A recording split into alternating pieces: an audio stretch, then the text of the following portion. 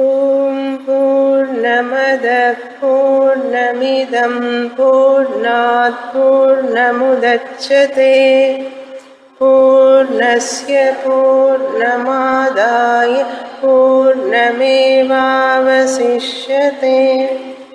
ఓం శాంతి శాంతి శాంతి. 137వ page. 22వ మంత్రం. యో విజ్ఞానే తిష్టత్ విజ్ఞానాదంతరః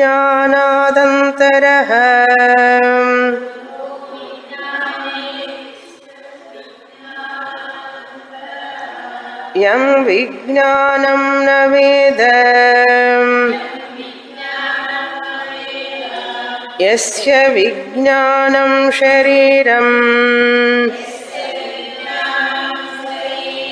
యో విజ్ఞానమంతరో యమయతి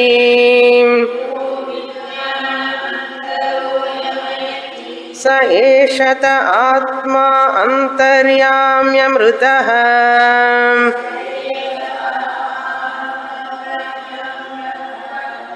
యో రేతసి తిష్టన్ రేతసోంతరః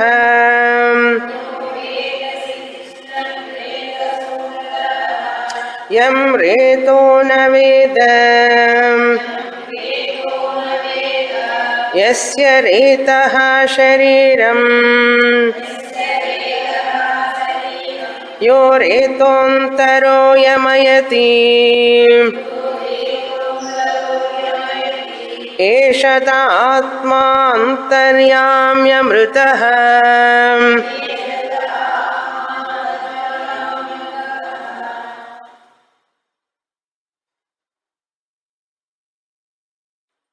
మనం భగవంతుణ్ణి ఆరాధిస్తాం, పూజిస్తాం. ఆ భగవంతుడు ఎవరు, ఆయన స్వరూపం ఏమిటి అని తెలుసుకోవాలని అనిపిస్తుంది. ఆరాధన చేయగా చేయగా కొంతమందికి ఈ భగవంతుడెవరు, ఈయన రూపం ఏమిటి, ఈయన ఎలా ఉంటాడు, ఎక్కడ ఉంటాడు, ఒక్కొక్కసారి నిజంగా ఉన్నాడా లేడా అని కూడా సందేహం వస్తుంది. ఎందుకంటే ఆయన గురించి మనకేం తెలియదు కనుక సందేహం రావడానికి ఆస్కారం ఉంటుంది. కానీ ఎవరికి చెప్పం, భయం. బయటకు చెప్పాలంటే భయపడతాం. కానీ ఏదో ఒక విశ్వాసంతో నమ్మకంతో ఆ భగవంతుణ్ణి పూజిస్తుంటాం. గుడికి వెళతాం, అర్చనలు చేయిస్తుంటాం, గోత్రాలు చెప్పి మరి మనవాళ్ళ పేర్లతో మనవరాళ్ల పేర్లతో చేయిస్తుంటామే. కానీ అసలు ఆయన ఏమిటి, ఆయన స్వరూపం అంటే మనకు తెలిసింది ఒకటి, ఆయన ఎక్కడో వైకుంఠంలో ఉంటాడనో కైలాసంలో ఉంటాడనో ఆ వర్ణన ఉంటుంది కదా పురాణాలలో. ఆ వర్ణన ప్రకారమే ఊహించుకుంటాం. శివుడు అంటే కైలాసంలో పార్వతీదేవి పక్కన కూర్చొని ఉంటాడు, విష్ణువు అయితే ఆ శేష పాన్పు మీద పడుకొని ఉంటాడు, లక్ష్మీదేవి కాళ్ళు ఒత్తుతూ ఉంటుంది. ఇంతవరకు మనం ఊహించుకుంటూ ఉంటాం ఈ విధంగా. మరొక దేవుడు అట్లాగే ఆయనకి ఎక్కడో ఒక స్థానం, ఆయన యొక్క ఆయుధం, ఆయన యొక్క వాహనం. ఇలా మనం పురాణాల్లో విని భావించుకుంటూ మనసులో ఒక విశ్వాసంతో ఉంటాం. అయినప్పటికీ మన యొక్క బుద్ధిలో కొంచెం అప్పుడప్పుడు ప్రశ్న వస్తూ ఉంటుంది. ఈయన నిజంగా అక్కడ ఉన్నాడా కైలాసంలో? అక్కడే కూర్చుంటాడా, రాకుండా ఇక్కడికి తిరగకుండా? ఆయనకి టూర్ చేయాలనిపించదా అంటే కొన్ని పురాణాలు చెప్తే ఆయన అప్పుడప్పుడు వస్తుంటాడు, మనల్ని చూస్తుంటాడు అని చెప్పి రకరకాలుగా మనకు ఊహలు ఉంటాయి.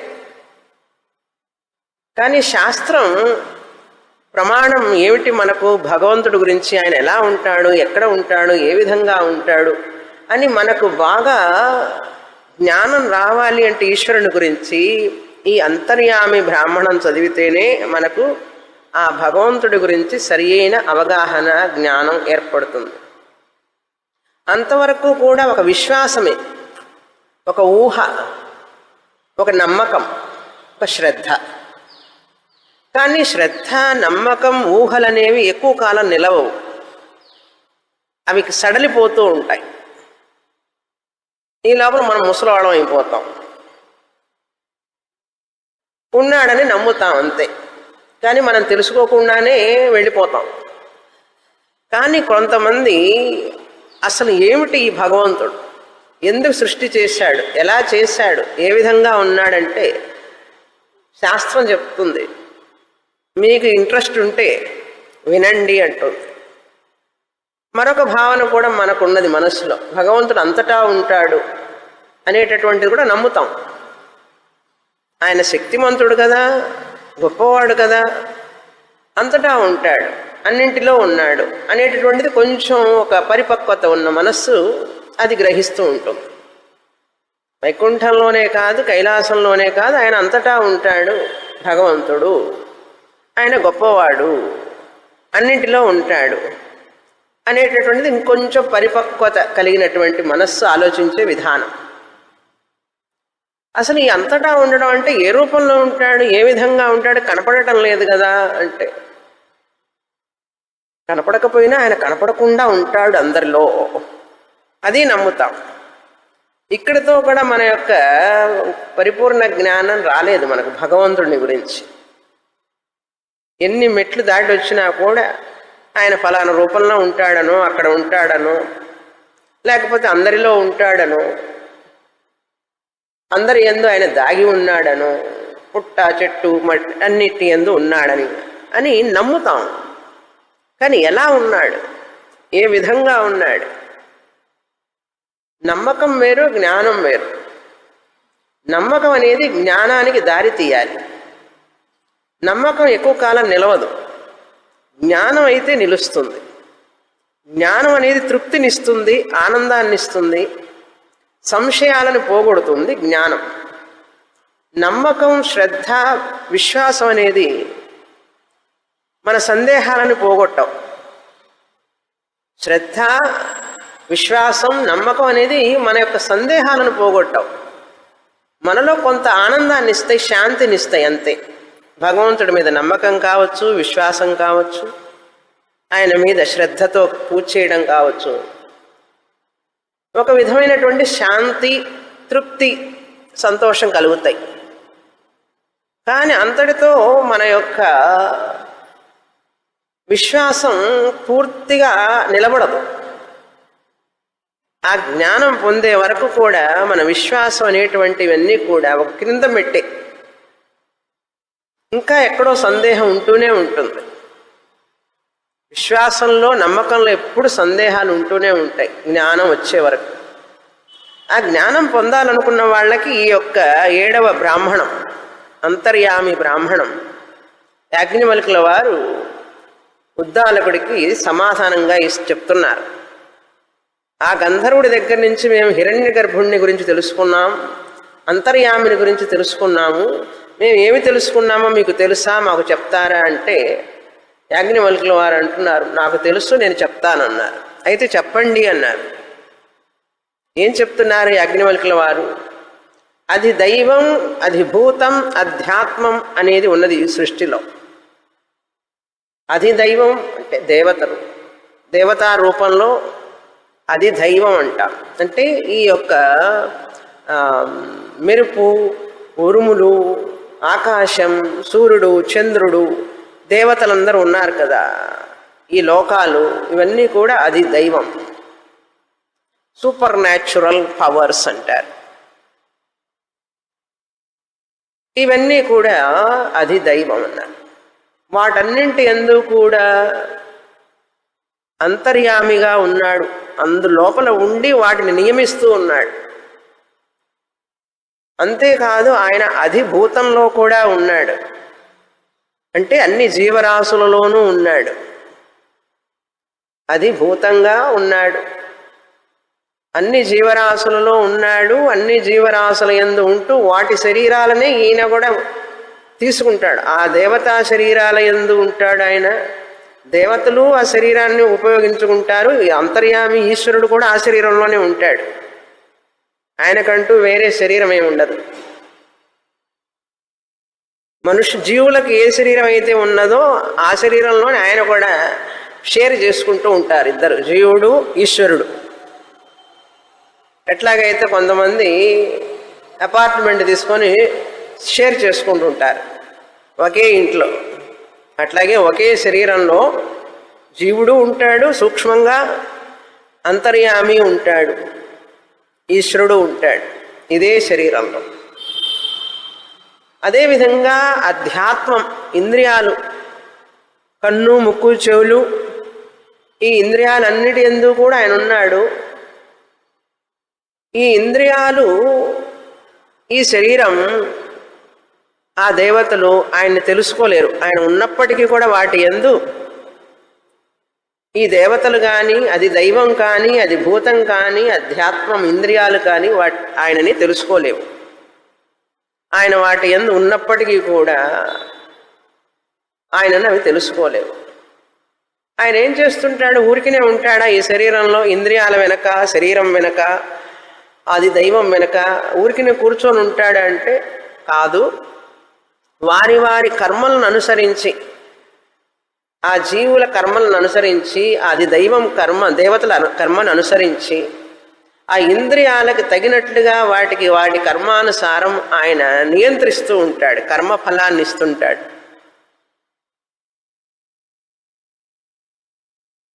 మన యొక్క హృదయంలో ఉంటూనే మనల్ని, మన కర్మ ఫలాన్ని ఇస్తూ ఉంటాడు. ఎలా ఇస్తాడు అంటే, మన యొక్క విధి తలరాత ఒకటి ఉంటుంది కదా, మన ప్రారంధం ఎలా ఉందో. మన మనస్సుని చూడండి. ఇప్పుడు ఆయన ఒక్కొక్కటి చెప్పుకొస్తున్నారు. కళ్ళు, ముక్కు, చెవులు, మనస్సు, విజ్ఞానం అని 16వ మంత్రం నుంచి మొదలుపెట్టి మనకు అవన్నీ చెప్పారు. 16వ మంత్రంలో కిందటి పేజీలో చూడండి, వెనకటి పేజీలో 16వ మంత్రం నుంచి మొదలవుతుంది. యహ ప్రాణే తిష్టన్ ప్రాణాదంతరః, ప్రాణంలో నివసిస్తూ ప్రాణం లోపల ఉంటూ ఉంటాడు ఈ అంతర్యామి. యం ప్రాణోన వేద, ఆ అంతర్యామిని ప్రాణం తెలుసుకోలేదు. యస్య ప్రాణః శరీరం, ఆ ప్రాణమే ఆయనకి శరీరం, ఆయనకి వేరే శరీరం లేదు. భగవంతుడికి నిజంగా వేరే శరీరం లేదు.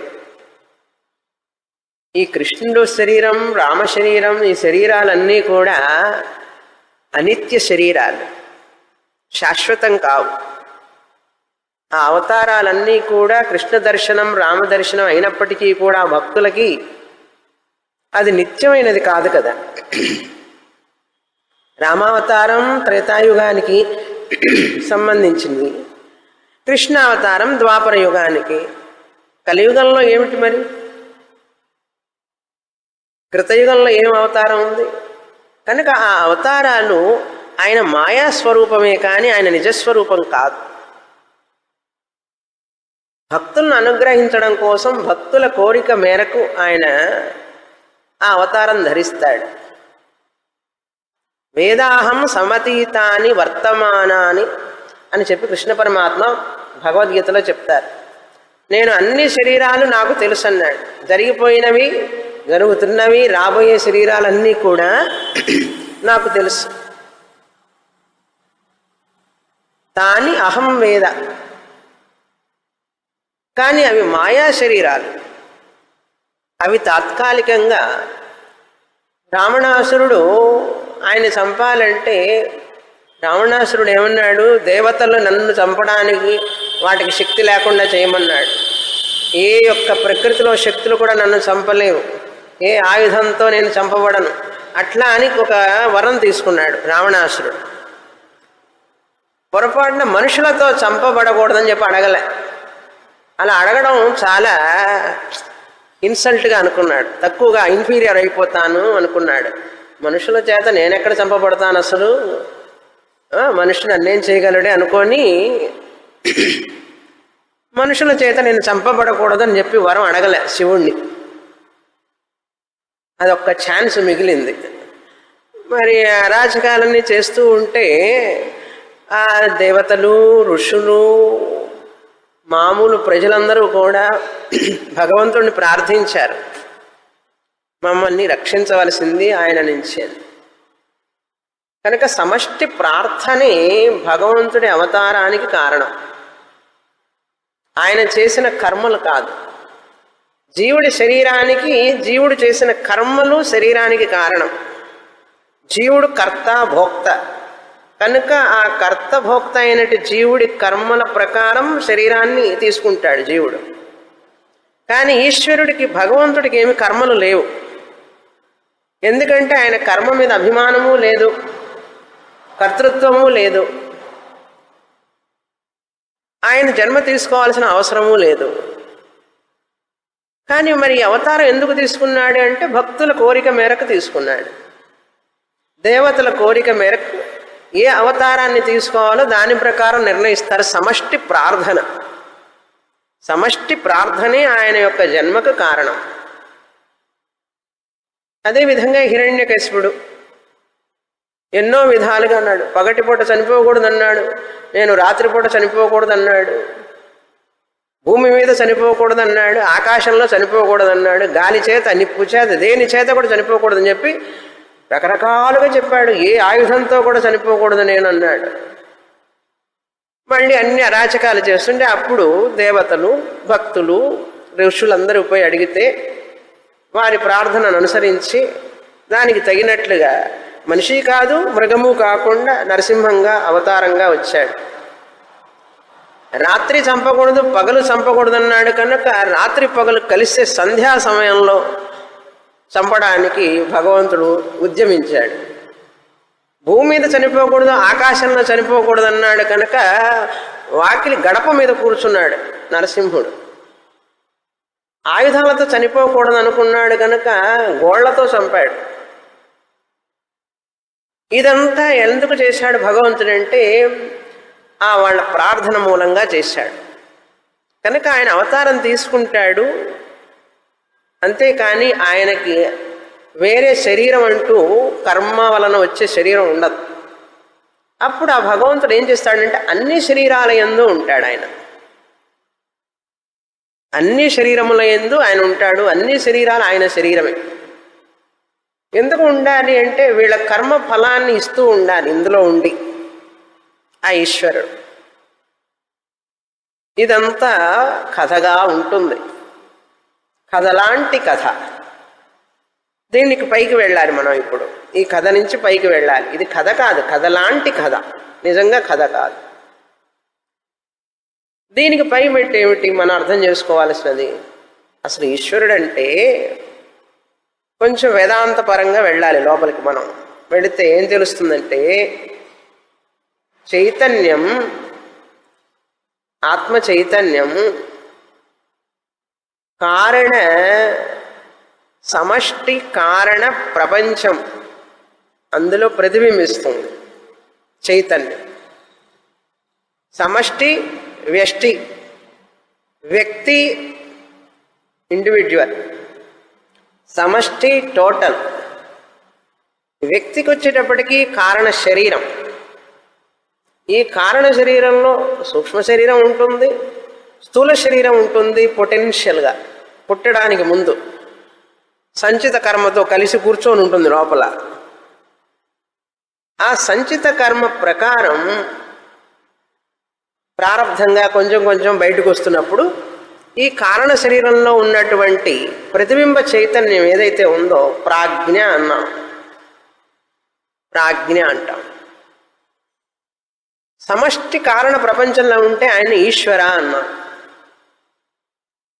కారణ ప్రపంచ ప్రతిబింబ చైతన్యం ఈశ్వర, లేక మాయా ప్రతిబింబిత చైతన్యం ఈశ్వర, భగవంతుడు.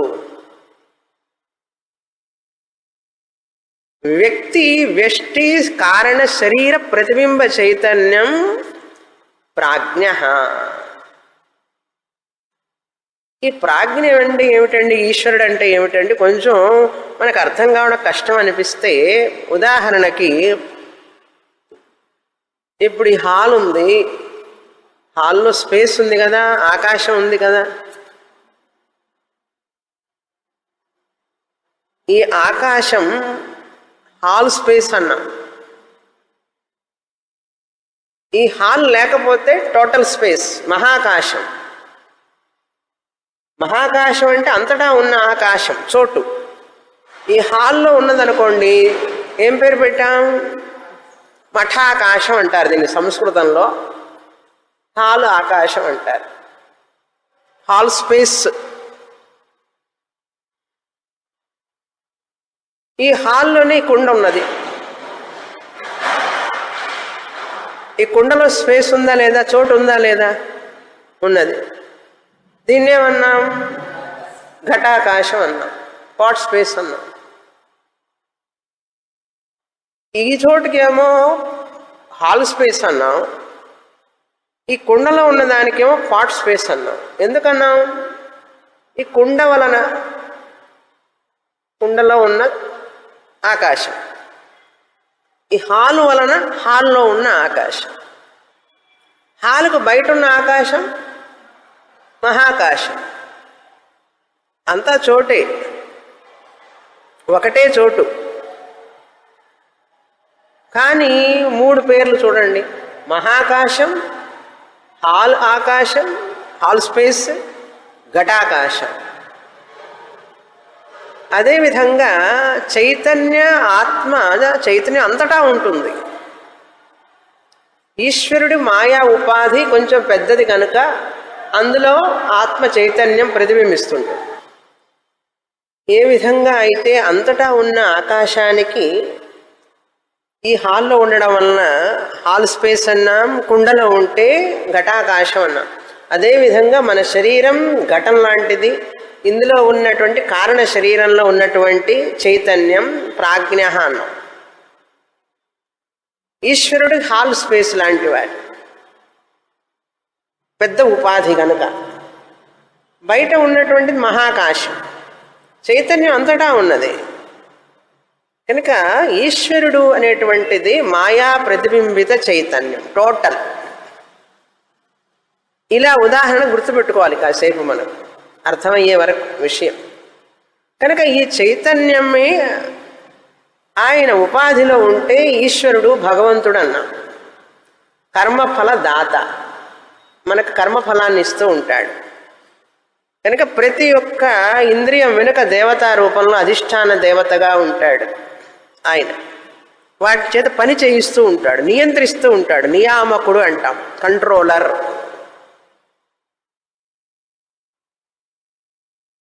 యంత్రారూఢాని మాయయా అన్నాడు. ఆయన నియంత్రిస్తూ ఉంటాడు. ఇక్కడ అందుకని చెప్తున్నారు ప్రాణే తిష్టన్, ప్రాణంలో ఉంటూ అంతః యమయతి అన్నారు. నియంత్రిస్తూ ఉంటాడు, ప్రాణం పనిచేయిస్తూ ఉంటాడు. తర్వాత ఏషత ఆత్మ, ఆ అంతర్యామే ఈ ఆత్మ. అమృత అన్నారు. తర్వాత మంత్రంలో చక్షుషి తిష్టన్, ఈ కళ్ళ యందు నివసిస్తూ ఉంటాడు ఆయన. ఈ కళ్ళు ఆయన్ని తెలుసుకోలేవు. ఈ కళ్ళ యందు నివసిస్తూనే ఉన్నప్పుడు తెలుసుకోలేక ఆయన ఈ కళ్ళని నియంత్రిస్తూ ఉంటాడు సూర్యదేవత రూపంలో. అట్లా ప్రతి తర్వాత శ్రోత్ర ఇంద్రియంలో ఉంటాడు, చెవులు, ఇందులో నివసిస్తూ ఉంటాడు. ఈ చెవులు ఆయన్ని తెలుసుకోలేవు. ఇట్లా చెప్పుకుంటూ వస్తారు. తర్వాత 17-20 మంత్రంలో మనస్సు, మనస్సు ఆయన్ని తెలుసుకోలేదు. ఆయన మనసుని పని చేయిస్తూ ఉంటాడు. మన మనస్సు ఎట్లా ఉంటుందో మనకే తెలియదు, కానీ ఆయనకు తెలుసు. కాసేపటికి ఎట్లా ఉంటుందో మనకు తెలియదు కదా మనస్సు. మన మనస్సే అయినప్పటికీ కూడా ఆయనకి తెలుసు. ఆయన నియంత్రిస్తూ ఉంటాడు. మన కర్మల ప్రకారం, ప్రారబ్ధ కర్మ ప్రకారం మనకు సుఖ దుఃఖం మనసులో వస్తూ ఉంటాయి. అందుకనే ఆయన భగవంతుడనేవాడు అందరి యందు అందరి సుఖ దుఃఖాలను సాక్షిగా చూస్తూ ఉంటాడు. అది ఆయన గొప్పతనం. జీవుల యొక్క గొప్పతనం ఏమిటంటే మన కళ్ళు మనకు ఎంతకాలం పనిచేస్తే మనకు తెలియదు. మనసు ఎట్లా పనిచేస్తుందో మనకు తెలియదు, బుద్ధి చెప్పనే అక్కర్లేదు అంతకంటే. అది మనకు తెలియకుండా మనలోనే ఉంటూ మనల్ని నియంత్రించేవాడు ఆయన అని చెప్తున్నారు. ఇంకా తెలుసుకోవాలి, అప్పటితో అయిపోలేదు, ఇంకా దానికి ముందుకు వెళ్ళాలి. విజ్ఞానే తిష్టన్. తర్వాత 21వ మంత్రంలో త్వక్ తిష్టన్. త్వక్ అంటే శరీరం, ఈ చర్మం, దీని యందు నివసిస్తూ ఉంటాడు. ఈ చర్మం ఆయన్ని తెలుసుకోలేదు, ఆయన ఈ చర్మాన్ని పని చేయిస్తూ ఉంటాడు. అలా పంచ జ్ఞానేంద్రియాలు చెప్పబడినాయి ఇక్కడ. మనస్సు. తర్వాత విజ్ఞానే తిష్టన్. విజ్ఞాన్ అంతరహ. బుద్ధి యందు ఆయన లోపల ఉన్నాడు. లోపల ఉండి ఆ బుద్ధిని నియంత్రిస్తూ ఉంటాడు. ఆ బుద్ధి ఈయన తెలుసుకోలేదు. ఎవరు ఆ ఈశ్వరుడు అంటే ఆత్మ. ఏషద ఆత్మ అంతర్యామి. అంతర్యామి అనే పదం గుర్తుపెట్టుకోవాలి. అంతః స్థిత్వా యమయతి ఇది అంతర్యామి. లోపల ఉంటూ, అంతః స్థిత్వా లోపల ఉంటూ, యమయతి నియంత్రిస్తూ ఉండేవాడు. అంతః స్థిత్వా యమయతి ఇది అంతర్యామి. మరొక పేరు దేవుడు, మరొక పేరు భగవంతుడు, మరొక పేరు ఈశ్వరుడు. ఈశ్వరుడన్నా భగవంతుడన్నా దేవుడన్నా అంతర్యామి అన్న ఒకటే అర్థం. ఇక్కడ ఆత్మ అని అనం. ఎందుకంటే మాయతో కలిసి ఉండడం వల్ల ఉపాధి ఉన్నప్పుడు ప్యూర్ ఆత్మ కాదు. ఆత్మ కూడా ఉన్నది లోపల, కానీ ఎప్పుడు ఆత్మ అంటామంటే ఆ నామరూపాలు అవి తీసి మానసికంగా మనం పక్కన పెట్టాలి. ఉపాధి లేకుండా ఉంటేనే ఆత్మ. ఆయన నిజస్వరూపం ఆత్మ. ఏషత ఆత్మ అంతర్యామి అమృత అంటే ఆయన నిజమైన ఆత్మస్వరూపం. రాబోయేటువంటి పోర్షన్ అదనమాట. తర్వాత రేతసి త్రిష్టన్. ప్రజనేంద్రియంలో కూడా ఉంటాడు ఆయన. ప్రజనేంద్రియం ఆయన తెలుసుకోలేదు, కానీ ప్రజనేంద్రియం ఆయన నియంత్రిస్తూ ఉంటాడు అన్నది. అంతః ఏషత ఆత్మ. ఈ అంతర్యామి ఆయన నిజస్వరూపం ఆత్మ. జీవుడి నిజస్వరూపం ఏమిటి? ఆత్మ చైతన్యం. అంతర్యామి నిజస్వరూపం కూడా ఆత్మ చైతన్యం. కనుక నేను ఈ జీవభావాన్ని వదిలిపెట్టి ఆయన కూడా నామరూపాల ఆ మాయాతత్వాన్ని కనుక పక్కన పెడితే ఆయన ఆత్మస్వరూపమే, నేను ఆత్మస్వరూపాన్ని. జీవాత్మ పరమాత్మ ఐక్యం అది చెప్తున్నారు. తర్వాత పోర్షన్లో చదువుతాం. చాలా ముఖ్యమైనటువంటి భాగం ఈ బ్రాహ్మణానికి. ఇంతవరకు క్రిందటి వారం చూశాం. అదృష్టో ద్రష్ట అశ్రుత శ్రోత అమతో మంత అవిజ్ఞాతో విజ్ఞాత నాన్యోతోస్తి ద్రష్ట నాన్యోతోస్తి శ్రోత నాన్యోతోస్తి శ్రోత నాన్యోతోస్తి మంత నాన్యోతోస్తి విజ్ఞాత ఏషత ఆత్మా అంతర్యామ్యమృతః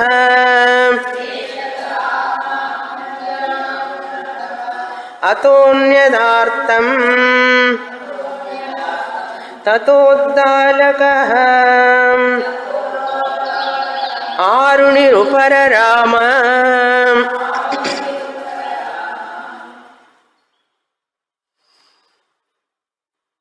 ఈ అంతర్యామి పరమాత్మ అంతర్యామి అని ఈ బ్రాహ్మణంలో చెప్పడం వల్ల అంతర్యామిని పదం వాడుతున్నాను. దేవుడు, భగవంతుడు, ఈశ్వరుడు, ద్రష్ట అన్నారు. చూసేవాడు. అన్నిటినీ చూసేవాడు, సీయర్ అంటారు ఇంగ్లీష్లో. అదృష్ట ద్రష్ట, ఆయనను ఏది చూడలేదు కానీ ఆయన చూస్తాడు అన్నింటినీ.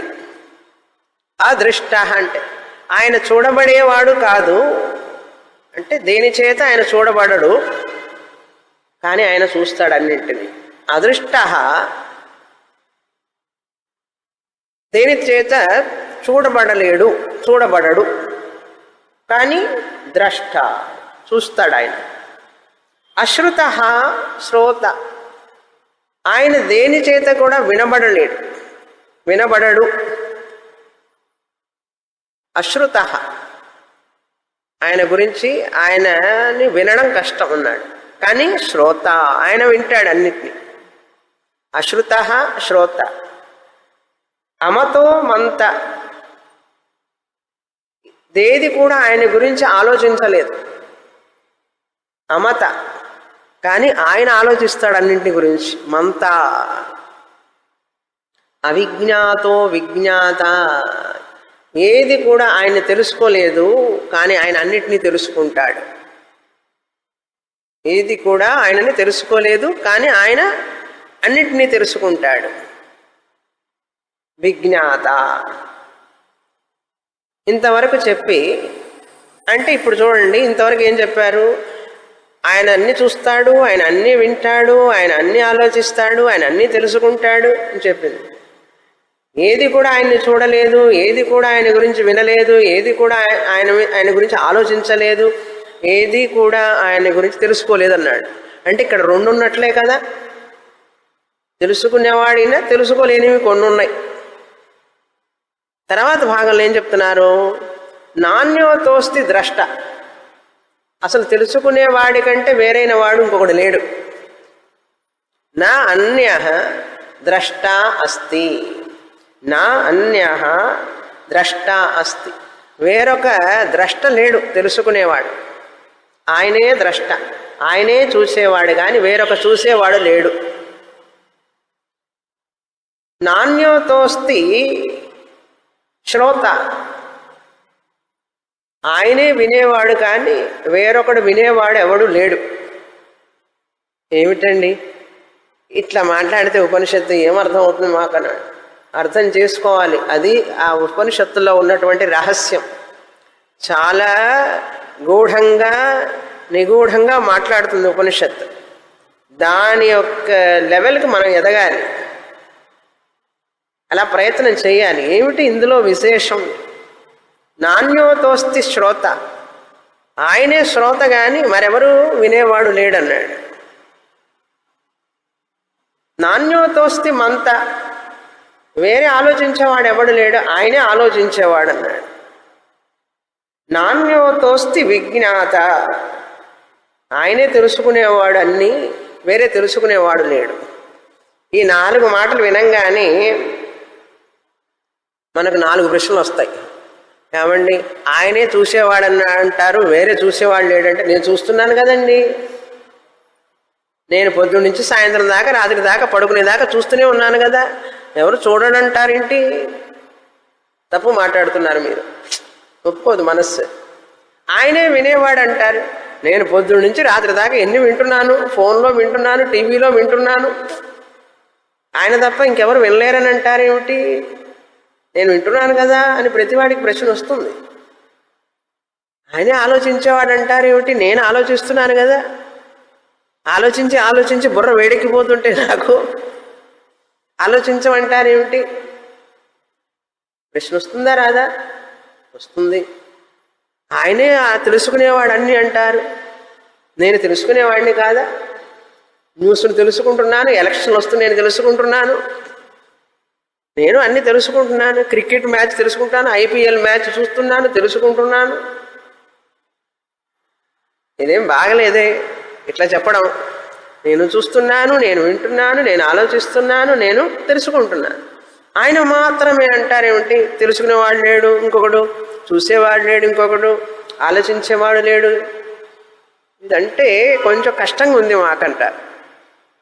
అప్పుడు ఏం చెప్తుంది ఉపనిషత్తు చూడండి. అతోన్యదార్థం, అతః ఆ ఈశ్వరుడి కంటే, ఆ పరమాత్మ కంటే, ఆ తెలుసుకునేవాడు, చూసేవాడు, వినేవాడు, ఆలోచించేవాడి కంటే వేరే ఏదైనా ఉంటే ఆర్తం అన్నాడు. ఆర్తం అంటే ఏమిటి ఇక్కడ? మిథ్య అని అర్థం. మిథ్య. ఆయనే సత్యం, బ్రహ్మ సత్యం. అది కాకుండా తెలుసుకునేవాడు ఎవడన్నా ఉన్నా, వినేవాడు ఉన్నా అని అనుకుంటున్నా, ఆలోచిస్తున్నాను అనుకునేవాడు ఎవరన్నా ఉన్నా, తెలుసుకుంటున్నాను, వింటున్నాను, ఆలోచిస్తున్నాను, చూస్తున్నాను అనుకుంటుంటే ఎవరైనా ఉంటే వాడు మిథ్య అన్నాడు. మిథ్య అంటే అనృతం, అసత్యం, అది నిజం కాదన్న. అతః ఆ పరమాత్మ కంటే, భగవంతుడి కంటే అన్యత్ వేరే ఏదైనా వినేది, చూసేది, వాడు చూసేది ఉంటే ఆర్తం, మిథ్య. బ్రహ్మ సత్యం, జగన్మిథ్య అయిపోయింది. ఇప్పుడు తర్వాత ఏషత ఆత్మ అంతర్యామి అమృత, ఆయనే ఆత్మ అన్నారు. ఇది మహావాక్యం. ఏషత ఆత్మ, ఆ చూసేవాడు, ఆ వినేవాడు, ఆ తెలుసుకునే ఆయన, ఆ పరమాత్మే ఈ ఆత్మ, ఆ భగవంతుడే ఈ ఆత్మ, అంతర్యామి ఈ ఆత్మ. అమృత అంటే అంతర్యామి ప్రాజ్ఞ గురించి చెప్తూ ప్రతిబింబ చైతన్యం, సమష్టి ప్రతిబింబ చైతన్యం, వెష్టి ప్రతిబింబ చైతన్యం ఒక్కటే. సమష్టి అయినా వెష్టి అయినా ఒకటే కదా.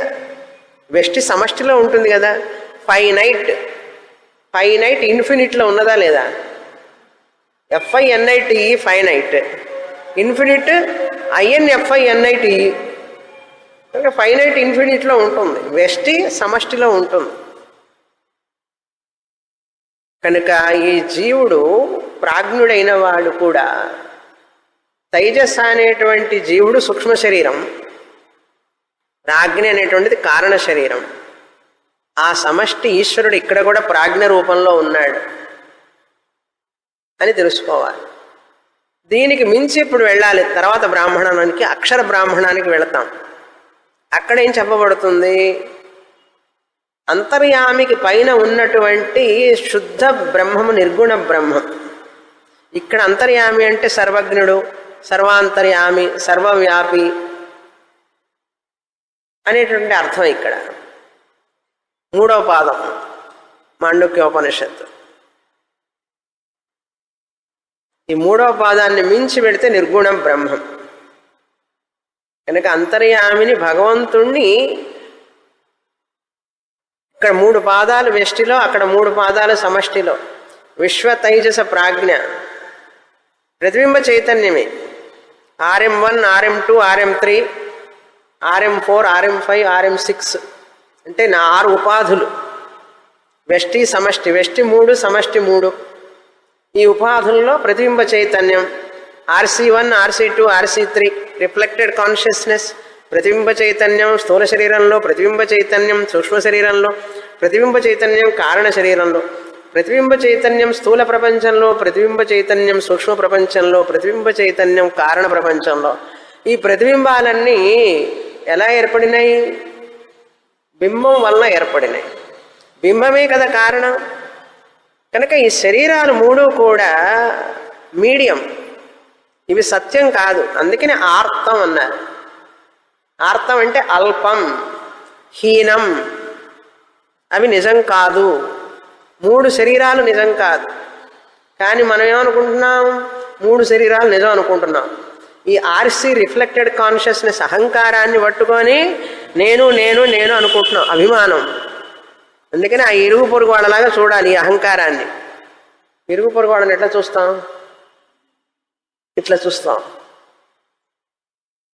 నైబరైజేషన్ అంటారు స్వామీజీ.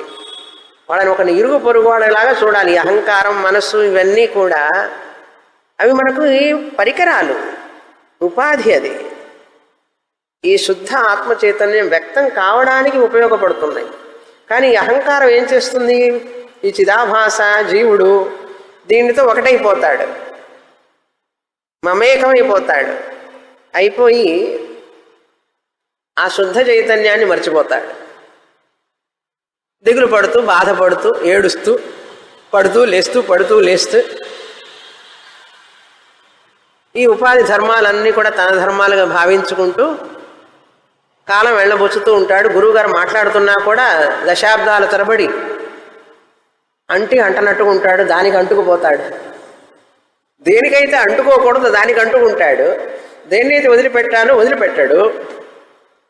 ఉపనిషత్తు చెప్తుంది, గురువుగారు ఉపనిషత్తు వాక్యాలను చదివి ఆయన కంఠశోష వస్తుంది. కానీ వదిలిపెట్టడానికి సిద్ధంగా ఉన్నాడు. త్యాగే నైకే అమృతత్వ మానసు అంటే వదలనంటుంది. అది పిశాచంలాగా పట్టుకుంటుంది.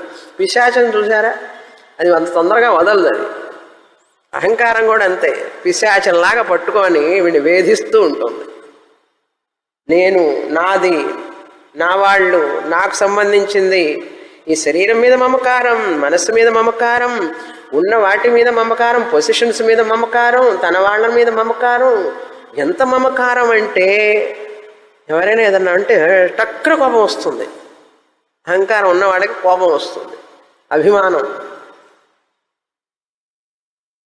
అంటే అల్పమైన ఆర్తమైన దాని మీద మమకారం పెంచుకున్నాడు. మిథ్య అయిన దాని మీద మమకారం పెంచుకున్నాడు అజ్ఞానం వలన. శాస్త్రం అంటుంది అసలు అది నువ్వు కాదు, నీ యొక్క స్వరూపం వేరే అని చెప్తుంది శాస్త్రం. అప్పుడు ఉద్దాలకుడు ఇంకా ఈయనకు అన్నీ తెలుసు. అన్యత్ ఆర్తం అని చెప్పిన తర్వాత తతః ఉద్దాలక. ఈ విధంగా విన్న తర్వాత ఉద్దాలకుడు ఉపరరామ వెళ్ళిపోయినాడు. ఇంకా ఈయన్నేం అడగలేం మనం. ఈయనకే 1000 ఆవులు తీసుకుపోవాలి అని చెప్పి ఆయన విరమించాడు. అక్కడి నుంచి వెళ్ళిపోయినాడు. కనుక ఇప్పుడు మనకి ఇక్కడ తెలిసింది ఏమిటి విషయం అంటే, ఈ ద్రష్ట, శ్రోత, మంత, విజ్ఞాత, తెలుసుకునేవాడు, చూసేవాడు అన్నీ కూడా ఆత్మ చైతన్యం ఈ కళ్ళ ద్వారా చూస్తుంది. ఆత్మ చైతన్యమే ఈ చెవుల ద్వారా వింటుంది. ఆత్మ చైతన్యమే ఈ మనస్సు ద్వారా ఆలోచిస్తుంది. ఆత్మ చైతన్యమే ఈ బుద్ధి ద్వారా తెలుసుకుంటున్నది. అన్ని చూస్తున్నది, వింటున్నది, తెలుసుకుంటున్నది. ఇంకా ఉన్నాయి కదా, నడుస్తున్నది, మాట్లాడుతున్నది, ఇంకా ఉన్నాయి చాలా. వాసన చూస్తున్నది. అన్నీ చెప్పక్కర్లేదు కదా, శాంపుల్కి 4 చెప్పారు.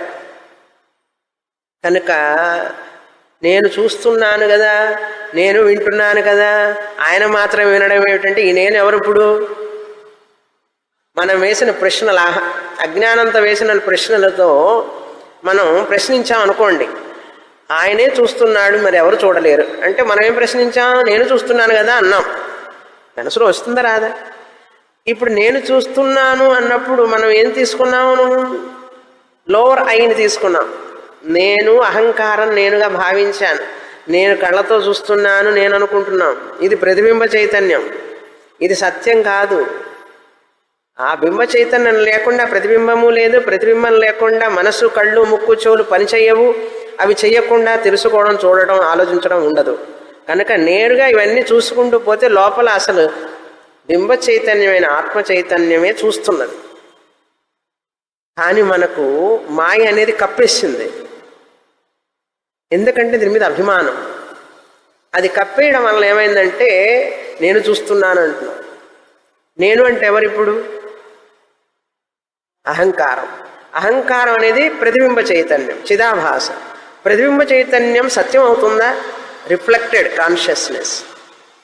ప్రతిబింబం ఏర్పడటానికి ఒరిజినల్ ఒకటి ఉండాలి కదా. మీ రిఫ్లెక్టెడ్ ఫేస్ సత్యమా, మీ ఒరిజినల్ ఫేస్ సత్యమా? ఒరిజినల్ ఫేస్ సత్యం. కనుక ఇది బింబ చైతన్యం వలన ప్రతిబింబం ఏర్పడింది. ప్రతిబింబం వలన ఈ కళ్ళు పనిచేస్తున్నాయి, తర్వాత కళ్ళు చూస్తున్నాయి. కానీ ఈ ప్రతిబింబ చైతన్య అహంకారాన్ని నేను అనుకుంటున్నాం. మనం అనుకొని నేను చూస్తున్నాను అంటున్నాను, నేను వింటున్నాను అంటున్నాను. ఉపనిషత్తు ఏమంటుంది? ఆర్తం, అది మిథ్య, తెలుసుకో. తెలుసుకోకపోతే ఏమిటి? తెలుసుకోకపోతే నువ్వే దుఃఖపడతావు. సత్యం కాని దాన్ని సత్యం అనుకుంటే, భ్రాంతిలో ఉంటే బాధే కదా. వెండి లేని చోట వెండి ఉన్నది అనుకున్నావు, మెరుస్తూ ఉంటే. ఆశపడిపోయినావు దగ్గరికి పోతే. ఆశతో వెళితే ఏమైంది? నిరాశ. పాము లేని చోట పాము ఉన్నదనుకున్నావు, భయపడ్డావు, పారిపోవాలనుకున్నావు. భయం వచ్చిందా లేదా?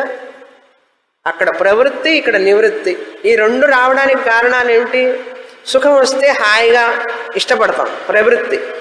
దుఃఖం వస్తే పారిపోవాలనిపిస్తుంది. దీనికి కారణం ఏంటి? ఆశ. అది సత్యం అనుకోవడం. ఇది కూడా అంతే. మా అబ్బాయి, మా అమ్మాయి, ఈ శరీరం, నేను, ఇవి నువ్వు అనుకున్నంతసేపు కూడా నీకు దిగులు, చింత తప్పదు.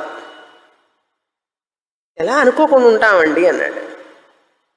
పావును ఎట్లా చూడకుండా ఉంటామండి అని అడిగినట్లు ఉంటుంది. అది వెండి అనుకోకుండా ఎట్లుంటామండి అన్నాడు. సముద్రం దగ్గరికి వెళ్ళాం, అక్కడ గవ్వలు మెరుస్తూ ఉంటాయి.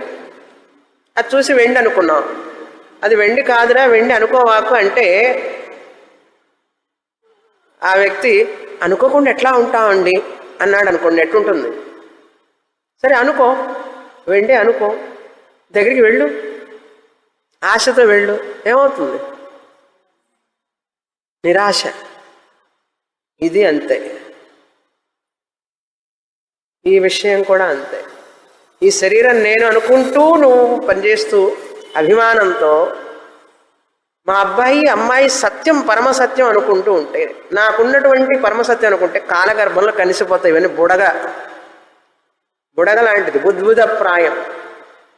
సత్యం కానిది సత్యం అనుకోవడం భ్రమ.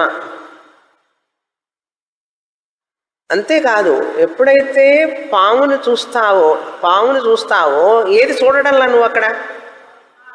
తాడు చుట్టల్లా. చూసారా? అదేవిధంగా ఇక్కడ కూడా ఎప్పుడైతే ఈ అహంకారం, చిదాభాస, నేను, ఈ శరీరం అనుకుంటావో ఆత్మ మీద అది ఉన్నది. ఇప్పుడు ఆత్మ మీద, ఆత్మ చైతన్యం మీద ఇవన్నీ పనిచేస్తున్నాయి. ఆత్మ చైతన్యమే వీటికి ఉనికి ఇచ్చింది. ఇది ఎప్పుడైతే సత్యం అనుకున్నావో దీనికి ఆధారమైనటువంటి దాన్ని తెలుసుకోలేవు. ఆధారమైనటువంటిది ఆత్మ చైతన్యం, బింబ చైతన్యం తెలుసుకోలేకపోవడం వలన నిత్యం సత్యం జన్మ లేదు దానికి. ఇది అనిత్యం, అసత్యం జన్మ ఉన్నది. కనుక ఈ మన దుఃఖానికి ఎవరు కారణం ఇప్పుడు అర్థమైందా? మన ఆత్మ అజ్ఞానమే కారణం. మనం చేసే తప్పులన్నిటికీ కారణం ఆత్మ అజ్ఞానమే. మన దుఃఖానికి కారణం ఆత్మ అజ్ఞానమే. సుఖం వస్తుందనుకుంటున్నావు దీనివలన, అది కూడా ఆత్మ అజ్ఞానమే. ఇది తెలుసుకోవడమే మోక్షం అంటారు దీన్ని. అతః అన్యథార్థం అన్నాడు. కనుక చూసేవాడు ఉన్నాడా నిజంగా? ఇప్పుడు వినేవాడు ఉన్నాడా? తెలుసుకునేవాడు ఉన్నాడా ఆత్మ కంటే? కనుక ఇప్పుడు నేను ఎవరిని? ఆత్మ చైతన్యాన్ని నేనే. నేను అహంకారాన్ని కాదు, మనసుని కాదు, బుద్ధిని కాదు. మనోబుద్ధి అహంకార చిత్తాని నాహం. ఈ యొక్క 4 లైన్లు, 5 లైన్లు, ఈ 4 లైన్లు వేదాంత సారం. ఇప్పటి వరకు సగుణం గురించి చెప్పడం అయింది, ఈశ్వరుడు భగవంతుడిని గురించి. ఆ భగవంతుడు కూడా ఒక ఉపాధి ఆయనకి, శరీరం ఉపాధి ఆయనకి. మనకు కర్మఫలాన్ని ఇవ్వడానికి ఆయనకు ఒక ఉపాధి. అసలు సత్యం ఏమిటి అంటే అక్షరం బ్రహ్మ.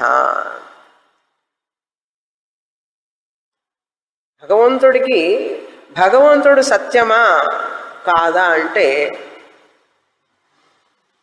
భగవంతుణ్ణి ఆత్మగా తీసుకుంటే సత్యం,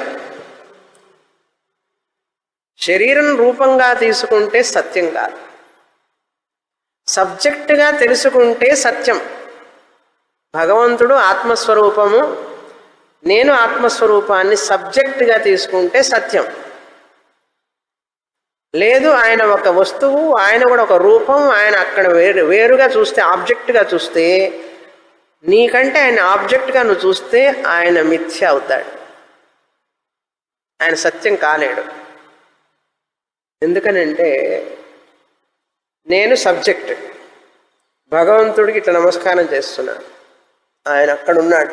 ఇట్లా చూస్తాం కదా తిరుపతి వెళ్ళినప్పుడు, వాళ్ళు జరగండి జరగండి అంటుంటారు, నెట్టుండి అంటారు. నెట్టినా సరే ఉండండి ఇంకొకసారి కొంచెం నిమిషం వేరుగా చూస్తున్నాడంటే,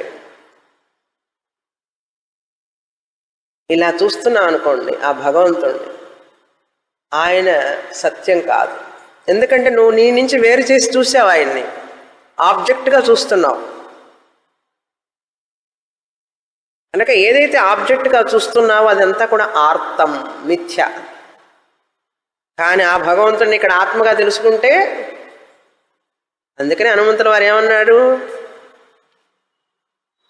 దేహ బుద్ధ్యాతు దాసోహం జీవబుద్ధ్యాత్వదంశకః ఆత్మబుద్ధ్యాత్వమేవాహం ఇతి మే నిశ్చితామతి. అనేక సార్లు చెప్పాను ఈ శ్లోకం.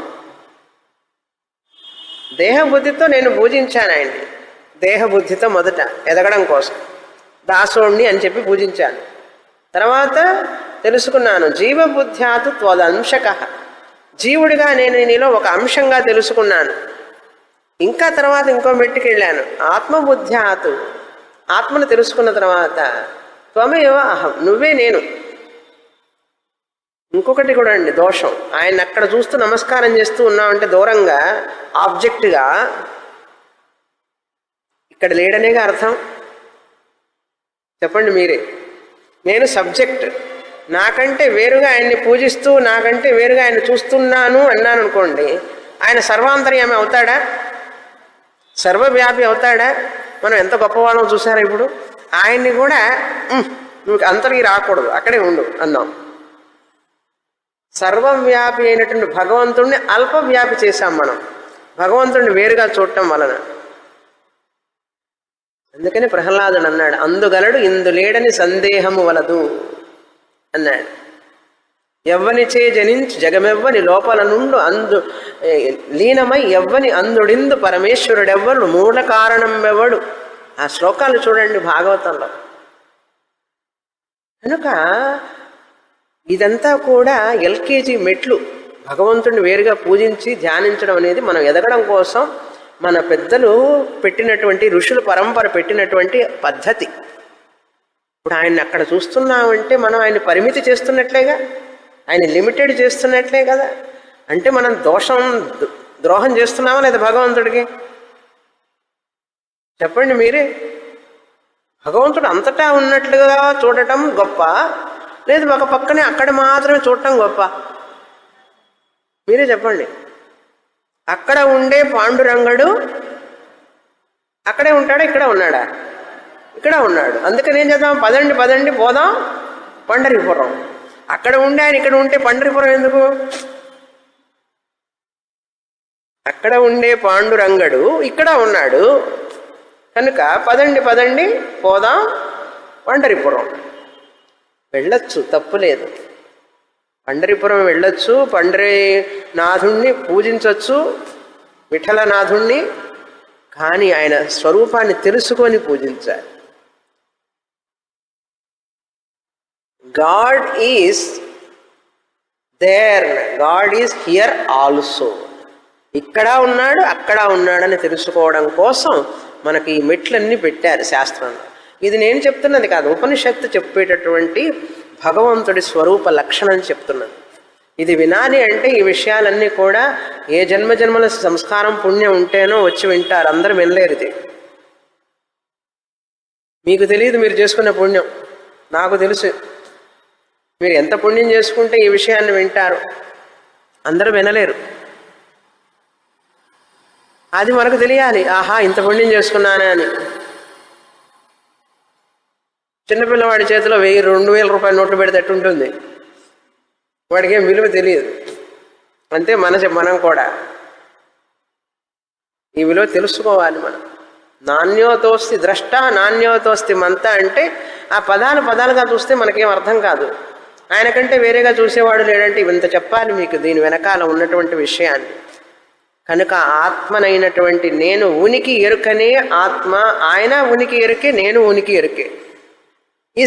నేను ఉనికి ఎరుక చెప్పాలంటే నాకు నోరు కావాలి, ఇంద్రియాలు కావాలి, మనస్సు కావాలి. మనస్సు ఉండాలంటే శరీరం కావాలి. ఈ శరీరంలో మనసు ఉంటుంది, మనస్సు ఇంద్రియాలు పనిచేస్తూ ఉంటే ఏం చెప్పాలి? నేను ఎరుక, ఉనికి, సత్తు చిత్, ఆయన సత్తు చిత్. ఇప్పుడు ఆయన నాకంటే వేరా, నేనేనా? ఆయన వేరుగా చూడటం ఇష్టమా మీకు? ఆయన నన్నుగా చూసుకోవడం ఇష్టమా? అట్లా అంటే భయం జనానికి. అమ్మో ఆయన నేను ఎట్లా అవుతా అండి అంటాడు. నువ్వు శరీరంగా ఆయనవి కాలేవు, మనస్సుగా ఆయనవి కాలేవు. ఎరుక, ఉనికిగా, సత్తు చిత్తుగా, ఆత్మ చైతన్యంగా ఆయన నాకంటే వేరుగా ఉండడానికి వీల్లేదు. భగవంతుడు దిగొచ్చినా సరే ఒకవేళ ఆయన వచ్చి కాదు కాదు నేను వేరు అన్నాడు అనుకో, నాకు తెలుసులేవయ్యా అని చెప్పచ్చు మనం. ఇప్పుడు జ్ఞానీ తు ఆత్మైవ మే మతం మమ ప్రియ అన్నాడు. ఇప్పుడు ఎవరు ప్రియులు భగవంతుడికి అర్థమైందా? జ్ఞాని మాత్రమే ప్రియుడు, ఎవరు కాదు. కనుక మనం భక్తి ఉపచారం చేస్తున్నాం భగవంతుడికి అనుకుంటాం. మనం పూజలు చేస్తూ ఎంత ఉపచారం చేస్తున్నానో నేను ఉదయం నుంచి సాయంత్రం దాకా. ఇది ఉపచారం కాదు, షోడశ అపచారం. షోడశ అపచారం. యథాస్థానం ప్రతిష్టాపయామి. యాక్చువల్గా ఆవాహనం చేసేటప్పుడు ఇక్కడి నుంచి హృదయంలో నుంచి తీసుకొచ్చి పెడతాం. పెట్టి పూజ అంతా అయిన తర్వాత అది ఇక్కడ వేసుకోలేం కదా, పూలన్నీ కూడా. అభిషేకం ఇక్కడ చేసుకుంటాం తల మీద, అందుకని ఆయన్ని బయటికి తీసుకొచ్చి పెడతాం. పెట్టి అన్నీ చేసి అంతా తుడిచి యథాస్థానం ప్రతిష్టాపయామి. బాగా పూజలు చేసేవాడికి ఈ విషయం తెలుస్తుంది. అందుకని పుష్పం వేసేటప్పుడు ఇక్కడి నుంచి ఇక్కడ తీసుకొచ్చి ఇట్లా వేస్తారు. మన ఆచార్యులు మఠంలో అందరూ మీరు చూస్తే ఇట్లా పట్టుకొని పువ్వుని తీసి ఇక్కడ తీసుకొచ్చి ఇట్లా వేస్తారు. ఎందుకంటే ఇక్కడి నుంచి తీసుకొచ్చి బయటికి పెట్టాను, నిన్ను మళ్ళీ ఇక్కడ పెడతాను లోపల. అందరు ఇట్లా చేయరు. యథాస్థానం ప్రతిష్టాపయామి నెడతాం వెనక్కాలి. పూజ తెలిస్తే కదా. బొట్టు పెట్టుకోవడం ఏ వేలతో కూడా తెలియదు జనానికి. ఇప్పుడు గంధం పెట్టుకోవడం ఏ వేలతో కూడా తెలియదు. తీర్థం తీసుకోవడానికి చెయ్యి ఎట్లా పెట్టాలో కూడా తెలియదు. అట్లాంటి పరిస్థితిలో ఉన్నాం మనం ఇప్పుడు. ఓహో భక్తి అనుకుంటాం, క్యూలో నుంచొని గంటల సేపు వాళ్ళు మనల్ని అక్కడ గదిలో పెట్టి తాళం వేస్తారు. బాగా జరిగిందండి, లడ్డు వస్తూనే ఉంటుంది కదా నాకు. ఇక వెళ్ళొద్దనడం లేదు, చూడకూడదని కాదు. అదంతా కూడా ఎల్కేజీ యూకేజీ లాంటిది. వెళితే ఎలా వెళ్ళాలి? ఆయనకి థ్యాంక్స్ చెప్పడానికి వెళ్ళాలి. ఇంతకాలం నీ దగ్గరికి వచ్చి పూజించినందుకు క్యూలో నుంచొని నాకు ఇటువంటి గురువుని ఇచ్చావు, ఇటువంటి శాస్త్రాన్ని ఇచ్చావు, నీకు నీ యొక్క రుణాన్ని నేను ఎట్లా తీర్చుకుంటానని చెప్పి వెళ్ళి ఆయన ముందు పాదాల దగ్గర నుంచొని 2 కన్నీటి బొట్లు రాల్చాలి, ఆనంద బాష్పాలు. అది నిజమైన భక్తి. అందుకోసం వెళ్ళండి వెళితే. అంతేగాని నాకు అది ఇస్తావా ఇది ఇస్తావా అని అనకూడదు. ధన్యవాదాలు చెప్పడానికి వెళ్ళాలి. రోజు ఇంట్లో కూడా దైవ పూజ ఎందుకు చేయాలి? ఇప్పుడు వేదాంతం చదివిన తర్వాత కూడా ఎందుకు చేయాలంటే, నాకు ఈ యొక్క శాస్త్రాన్ని గురువుని ఇచ్చినందుకు నీకు కృతజ్ఞతలు అని చెప్పాలి. అందుకు పూజ చేయాలి. అర్థమైందా? ఇప్పుడు నిర్గుణ బ్రహ్మానికి వస్తున్నాం, చదువుతాం. 8వ బ్రాహ్మణం వచ్చే వారం. పూర్ణమదః పూర్ణమిదం పూర్ణాత్ పూర్ణముదచ్యతే పూర్ణస్య పూర్ణమాదాయ పూర్ణమేవావశిష్యతే. ఓం శాంతి శాంతి శాంతి. హరి ఓం. శ్రీ గురుభ్యో నమః. హరి ఓం.